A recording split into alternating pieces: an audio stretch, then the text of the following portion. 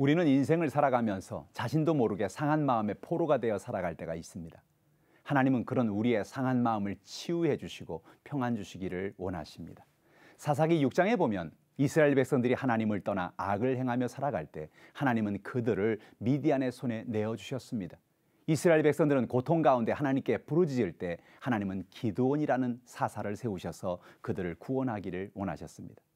그러나 기드온은 깊은 열등감에 사로잡혀 살아가는 사람이었습니다. 하나님은 그를 부르셔서 그의 열등감에서 벗어나게 하시고 그를 통하여 이스라엘 백성들에게 구원의 길을 열어주셨습니다. 오늘 본문을 통해서 우리에게 주는 진리의 말씀이 무엇일까요? 첫째로, 하나님은 우리를 큰 용사라고 부르십니다. 오늘 본문에 보면 하나님은 기드온을 사사로 부르셔서 그를 보내어 이스라엘 백성들을 미디안에게서 건져주기를 원하셨습니다.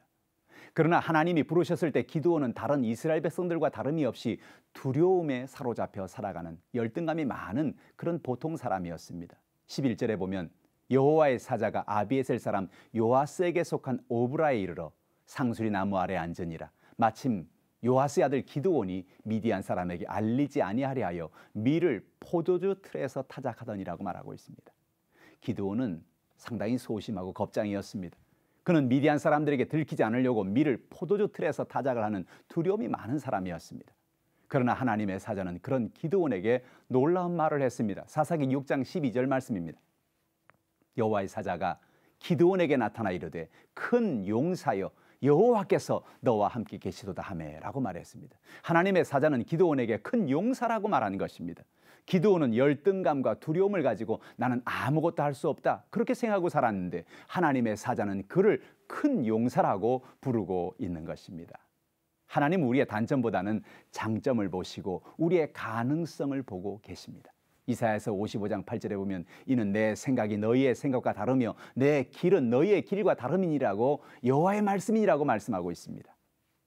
우리는 우리 스스로를 바라볼 때 부정적으로 바라보고 할 수 없다고 바라보지만 하나님은 우리의 생각과 다르십니다. 하나님은 우리를 할 수 있다고 바라보십니다.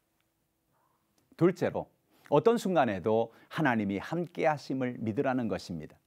사사기 6장 12절 하반부에 보면 하나님의 사자는 기드온에게 여호와께서 너와 함께 계시도다라고 말했습니다. 기드온에게 이것은 큰 충격적인 말씀이었습니다. 자신과 같이 열등감과 두려움에 사로잡힌 사람에게 하나님이 함께 하신다고요? 기드온은 하나님이 함께 하신다면 어떻게 이스라엘 백성들에게 미디안이 쳐들어와서 이렇게 고난을 줄 수 있겠는가 하는 그런 의문이 마음속에 일어났습니다. 그래서 그는 이렇게 대답했습니다. 사사기 6장 13절 말씀입니다. 기드온이 그에게 대답하되 오 나의 주여 여호와께서 우리와 함께 계시면 어찌하여 이 모든 일이 우리에게 일어났나이까? 또 우리 조상들이 일찍이 우리에게 이르기를 여호와께서 우리를 애굽에서 올라오게 하신 것이 아니냐 한 그 모든 이적이 어디 있나이까? 이제 여호와께서 우리를 버리사 미디안의 손에서 우리를 넘겨주셨나이다 하니라고 말씀한 것입니다. 미디안이 이스라엘 백성들을 이렇게 괴롭히는 걸 보니 우리는 하나님께 버림을 받았다는 것입니다. 하나님이 우리와 함께 하신다는 것을 아닌 것 같다고 그는 생각한 것입니다. 그러나 이스라엘 백성들이 당하고 있는 고난은 하나님이 이스라엘을 버린 것이 아니라 그들을 하나님 중심으로 살게 하시기 위한 과정이라는 것이었습니다. 우리도 문제를 만나면 하나님이 나를 버린 게 아닐까? 하나님 내 기도를 듣고 계시는가? 그런 생각이 들 때가 있지 않습니까? 그러나 그 순간에도 하나님은 우리와 함께하고 계심을 우리는 믿어야 합니다. 밤에 가장 캄캄할 때가 새벽이 가장 가까운 때라는 말이 있습니다. 우리도 인생의 어둠을 지날 때 그때 하나님이 우리 가운데 함께하고 계시고 우리가 하나님 중심으로 살기를 원한다는 사실을 잊지 마시기를 바랍니다. 셋째로, 성령의 능력으로 우리는 무엇이든지 할 수 있습니다. 하나님은 기드온에게 가서 미디안의 손에서 이스라엘 백성들을 구원해내라고 말씀하셨습니다. 그러나 기드온은 자신을 볼 때 자신은 그럴 만한 인물이 못 된다고 고백했습니다. 사사기 6장 15절에 보면 그러나 기드온이 그에게 대답하되 오 주여 내가 무엇으로 이스라엘을 구원하리이까? 보소서 나의 집은 므낫세 중에 극히 약하고 나는 내 아버지 집에서 가장 작은 자니다 라고 말하고 있습니다. 기드온은 자신은 이스라엘 백성들을 구원할 수 있는 재능도 없고 자신을 보아도 므낫세 지파 중에서도 가장 약하다고 그는 이야기했습니다. 자신이 아무리 말해도 이스라엘 지파들이 자신을 도와 미디안의 손에서 이스라엘 백성들을 구원해낼 일을 할 것 같지 않기 때문에 그렇습니다. 내 말을 누가 들어주고 내가 한다고 되겠나 하는 그런 것이지요.